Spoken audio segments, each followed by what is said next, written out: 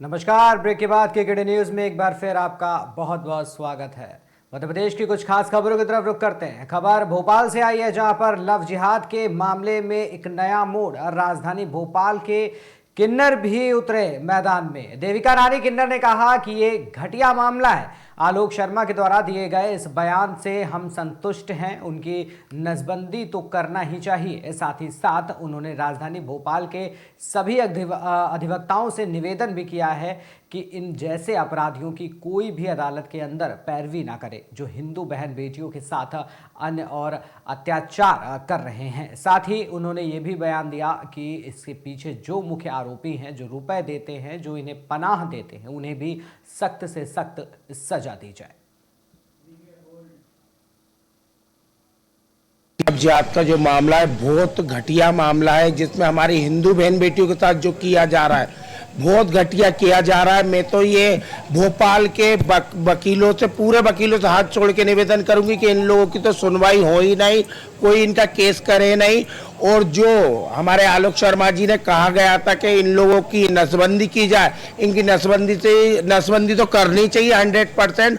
और इसके पीछे जो मुख्य आरोपी है, जो इनको शेयर देता है, जो इनको पैसे दे के इनको करवाता है ये काम, उसको भी जल्द से जल्द पकड़ के उसको भी जेल के कटघरे में ही डालना चाहिए, जेल में ही सड़ना चाहिए, उसकी भी जमानत नहीं होनी चाहिए।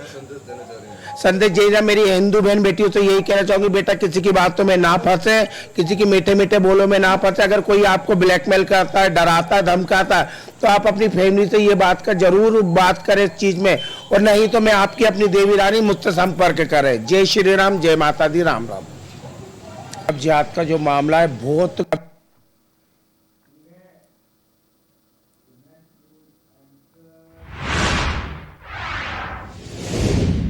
भोपाल में हुए लव जिहाद के मामले की अब मुस्लिम धर्मगुरुओं ने भी कड़ी खिलाफत शुरू कर दी है। शहर काजी सैयद मुश्ताक अली नदवी और शहर मुफ्ती अबुल कलाम कासमी ने लव जिहाद मामले में गिरफ्तार हुए सभी आरोपियों के खिलाफ कड़ी से कड़ी कार्रवाई की मांग की है। शहर काजी ने कहा कि इस्लाम एक पाक साफ मजहब है, इस्लाम में लव जिहाद की कोई गुंजाइश नहीं है। साहब, अभी एक दुष्कर्म का मामला आया था जिसके अंदर जो मेन आरोपी है गैर मुस्लिम लड़कियों के साथ, तो जो मेन आरोपी है उसका फरहान, उसने कहा ये जो भी मैंने किया है मुझे इसका सवाब मिलेगा। ये जो आपने कहा कि इसने जो बयान दिया है, तो आप अच्छी तरह समझिए कि इस्लाम के अंदर जिना करना हराम है और गैर महरम को देखना भी हमारे यहाँ गुनाह की बात है। गैर महरम ऐसी औरत जिससे इस्लाम ने देखने की इजाजत नहीं दी है, तो उसकी तरफ अगर इस्लाम इंसान देख तो गुनाह की बात है। छह जाए कि जिना करना, तो इस्लाम के अंदर जिना हराम है, पाप है, गुनाह है और इसकी इस्लाम के अंदर सख्त सजा रखी गई है। अगर कोई ऐसी बात करता है तो इस्लाम से नावाकिफ है, इस्लाम से कोई इसका ताल्लुक नहीं है, वो इस्लाम को बदनाम कर रहा है, अपने आप को बर्बाद कर रहा है। हम शासन और प्रशासन से इस बात की अपील करते हैं, उम्मीद करते हैं कि ऐसे लोगों पर सख्त कार्रवाई की जाए और ऐसे लोगों को सख्त सजा दी जाए। जिना करने की इस्लाम क्या सजा बताता है? जिना करने की इस्लाम के अंदर सख्त सजा है।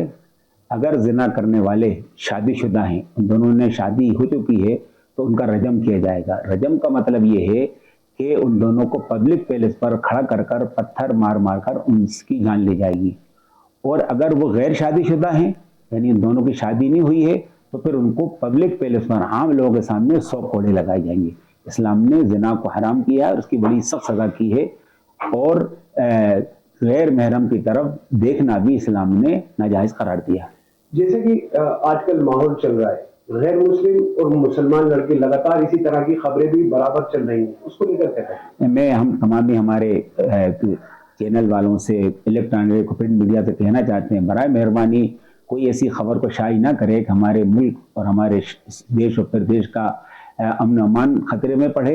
जब तक तहकीक कर कर ऑथेंटिक लोगों से, अथॉरिटी जो लोग हैं, जो सिलसिले के एक्सपर्ट हैं, उनसे बात मालूम कर कर ही कोई बात शाये की जाए, पब्लिक में लाई जाए, ताकि हमारे देश, प्रदेश और शहर का अमन अमान बाकी रहे। और कोई ऐसी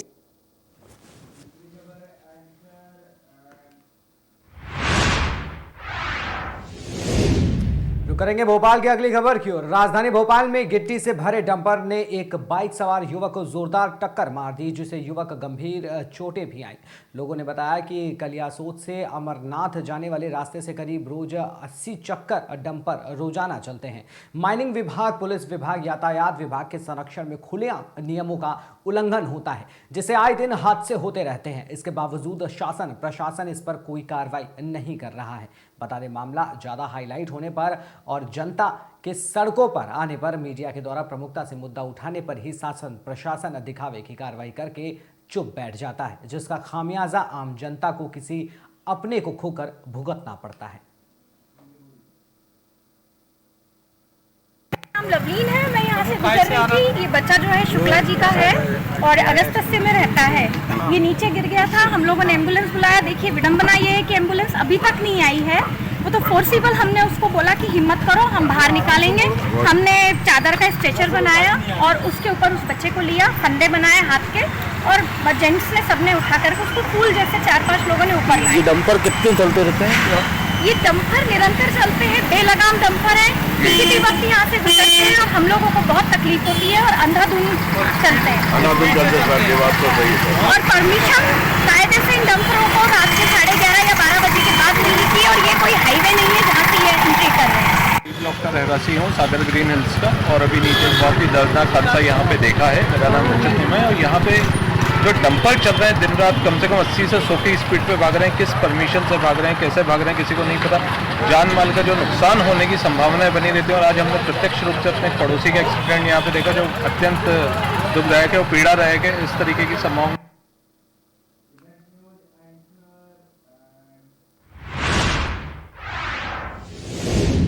राजधानी भोपाल में लव जिहाद, दुष्कर्म, ड्रग्स का मामला लगातार सुर्खियों में रहता है। लव जिहाद का अड्डा क्लब 90 पर भोपाल कलेक्टर कौशलेंद्र विक्रम सिंह बोले, अभी क्लब का अवैध हिस्सा तोड़ा गया है। नगर निगम ने लीज निरस्त की है, क्लब को अपने कब्जे में ले लिया है। कलेक्टर ने यह भी बताया कि कई और कमियां क्लब में पाई गई हैं। ना ही निर्माण परमिशन थी और ना ही गुमास्ता और ना ही जीएसटी थी। बिलों के पूर्ण रिकॉर्ड भी उपलब्ध नहीं, और भी कई कमियों को चेक करने के लिए एक अलग से जांच टीम बनाई गई है। कार्रवाई की जाएगी।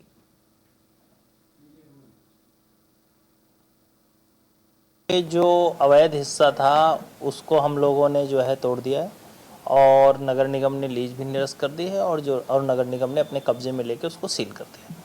तो सर, अवैध हिस्सा कितना था इसमें और क्या शिकायत इसमें मिली थी? नहीं, शिकायत ये मिली थी कि वहाँ पे नियमानुसार गतिविधियाँ नहीं हैं और नियमानुसार उसका संचालन नहीं किया जा रहा है। अब वहाँ पे जीएसटी की भी कंप्लेंट्स हैं और गुमास्ता लाइसेंस भी नहीं है, बिलिंग भी प्रॉपर नहीं है, और कंस्ट्रक्शन की परमिशन भी नहीं है। तो उन सभी के लिए हम एक जांच दल गठित कर रहे हैं। सर, पहले से उधर अवैध गतिविधियां संचालित होती रही हैं, छात्राओं का शोषण भी वहाँ होता रहा है, क्या इसको देखते हुए कार्रवाई की गई है? नहीं, वो पुलिस उन सब चीज़ों की जांच कर रही है, और जिस तरीके से मामले आगे जो भी गतिविधियां पता चलेंगी, अगर कहीं कोई गड़बड़ होगा तो उस पर हम कार्रवाई करेंगे। और बाकी हमारे स्तर पे जो कार्रवाइयाँ होनी वो हम लोग कर रहे हैं। सर, संचालकों की कुछ एक्शन नहीं लिया?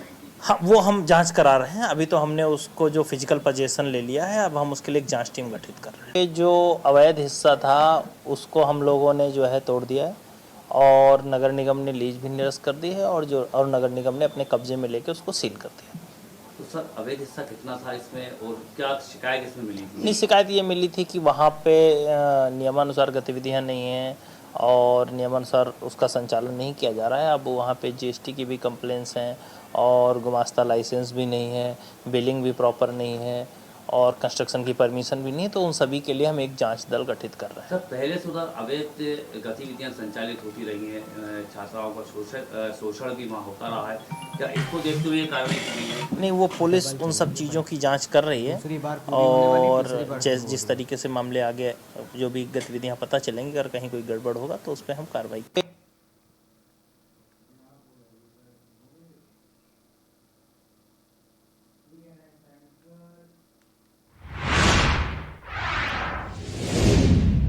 भोपाल में कलेक्टर कौशलेंद्र विक्रम सिंह ने 10th एवं 12th के परिणाम घोषित होने पर बधाई संदेश दिया। कलेक्टर ने जो बच्चे इस बार पास नहीं हुए या कम नंबरों से पास हुए हैं, उन्हें संदेश दिया कि अगली बार और अच्छे से मेहनत करें और अपने सपनों को साकार करें।